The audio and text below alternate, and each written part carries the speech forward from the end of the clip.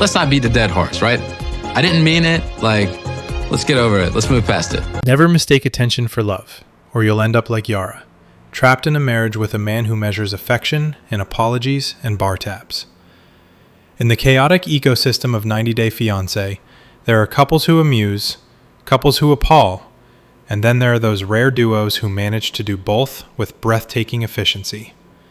Enter Yara and Jovi, two people who seem to exist solely to prove that attraction and compatibility are not, in fact, the same thing. She, the self-conscious glamour girl, half-aspiring influencer, and half-survivor of male insecurity. He, the walking embodiment of a Bourbon Street hangover, wrapped in a paycheck and perfumed with self-pity. At first glance, one might mistake their relationship for a clash of lifestyles. Her taste for sleek surfaces and his fondness for strippers and open bars. But the real conflict lies deeper. Jovi is the type of man who recognizes he's outmatched and responds not with self-improvement, but sabotage. His remarks about Yara's appearance, cloaked in mock innocence, serve one purpose: to keep her self-esteem conveniently below sea level. It's an age-old strategy among insecure men. Tear down the woman before she realizes she could do better. And in this case, better is a low bar indeed. Jovi's resume boasts financial stability and little else. The salary he loves to brag about isn't quite the fortune his defenders claim. The man isn't funding a tech startup. He's an ROV supervisor pulling in a respectable, but hardly millionaire, income. Yet the show's fandom talks about his paycheck as though he's underwriting NASA. The irony is delicious. A man who sees his wife as a trophy is himself overvalued by the audience. It's not difficult to imagine why Yara stays. Between the money and his conveniently long work absences, she enjoys the occasional peace of living without him while maintaining financial comfort. It's a transactional stalemate, a relationship powered by income and absence rather than love. That calculation might seem cold, but in a partnership where one party spends half his time drunk and the other half defensive, emotional arithmetic becomes survival. Jovi's favorite pastime, aside from bar stools and bachelor nostalgia, is issuing apologies so insincere they should qualify as performance art. "I'm sorry you got upset" is his signature piece, delivered with the same earnestness as someone ordering a refill. It's less contrition than punctuation, a quick way to close an argument so he can return to his natural habitat, the nearest cocktail. Still, Yara isn't the innocent heroine of this morality play. She may have entered the relationship wide-eyed, but she stayed with her eyes open. She knew who Jovi was before the wedding, before the baby, before the endless cycle of insincerity. Her pregnancy, accidental or not, bound her to a man whose main contribution to family life is genetic material and chaos. One might sympathize with her frustration, but not her foresight. Both partners are shallow, but their shallowness differs in texture. Jovi's is the blunt, destructive kind, born of insecurity and liquor. Yara's is polished and performative, shaped by mirrors, filters, and the fragile belief that confidence can be bought by the CC. She is obsessed with maintaining appearances, even when her reality is crumbling. A relationship held together by Botox and apologies is no fairy tale. It's a hostage situation with better lighting. Their dysfunction doesn't exist in a vacuum. Orbiting their chaos is a supporting cast of opportunists. Elizabeth, Libby, Loren, and their respective partners, each eager to remind viewers that moral bankruptcy is a shared enterprise. Elizabeth, in particular, has emerged as the show's self-appointed moral arbiter, which is like appointing a fox to manage the henhouse. Her approach to friendship involves weaponizing gossip, exploiting insecurities, and then pretending shock when the house burns down. The recent spectacle involving Yara's fashion choices was a masterclass in televised manipulation. Loren, who admittedly suffers her own insecurities, made a mild, admiring remark about Yara's confidence and wardrobe.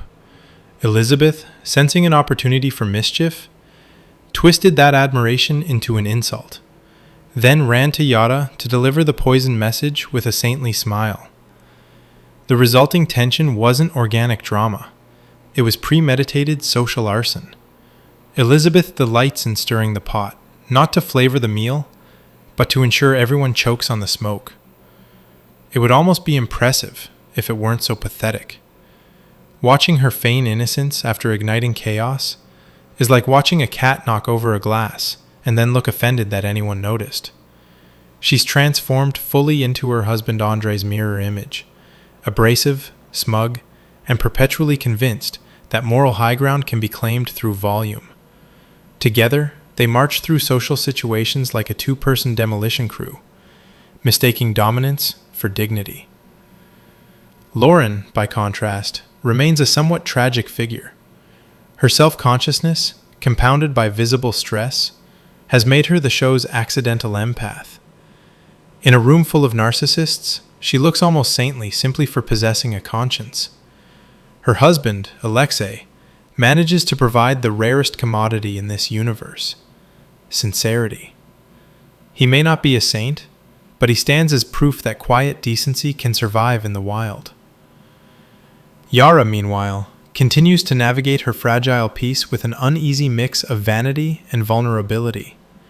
She dresses to armor herself, yet crumbles at the faintest hint of disapproval. Her physical transformation, a symphony of surgery and self-doubt, wasn't about becoming someone new, but escaping who she was. Ironically, her new image hasn't freed her. It's trapped her in a perpetual state of comparison. Every compliment feels conditional, every glance a potential critique. What makes this group fascinating, if not redeemable, is how perfectly they represent modern dysfunction. Each person is a case study in projection. The jealous accusing others of envy, the insecure disguising cruelty as honesty, the shallow mistaking self-absorption for self-care. Their friendships function less like support networks and more like ecosystems of mutual sabotage. The show's producers, of course, understand the alchemy. They've distilled a cast that reflects the worst impulses of contemporary culture. Envy packaged as empowerment, cruelty marketed as candor. The setup of Yara inviting feuding couples to make peace was as contrived as it was doomed. Expecting tranquility from these people is like expecting a therapy session in a burning building. The real tragedy isn't that these characters behave badly. It's that they believe this behavior constitutes emotional depth. Jovi mistakes avoidance for maturity. Yara mistakes attention for affection. Elizabeth mistakes manipulation for intelligence. And Loren mistakes vulnerability for weakness. The result is a carousel of delusion, spinning endlessly while everyone insists they're standing still. One almost has to admire the consistency. Jovi will continue to self-medicate his insecurities. Yara will continue to perform confidence for cameras. Elizabeth will continue to incite chaos in pastel dresses. Loren will continue to shake under the weight of everyone else's dysfunction. And the viewers will continue to tune in, equal parts horrified and hypnotized.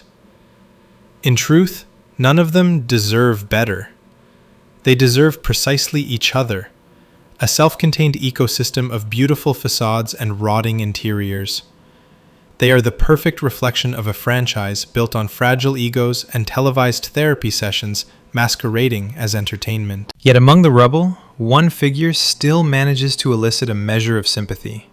Yara, the woman too insecure to realize she's already won the aesthetic game. She has beauty, a public platform, and every reason to leave, but lacks the belief she could thrive alone. That, more than anything, makes her tragic. For all her filters and facades, she's just another woman dimmed by the man who fears her light.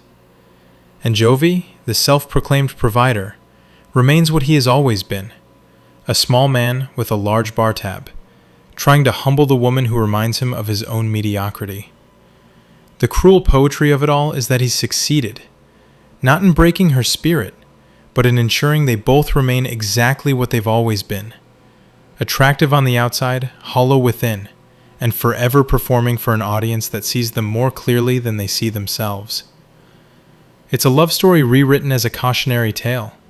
Proof that sometimes the only thing two people truly have in common is the chaos they create.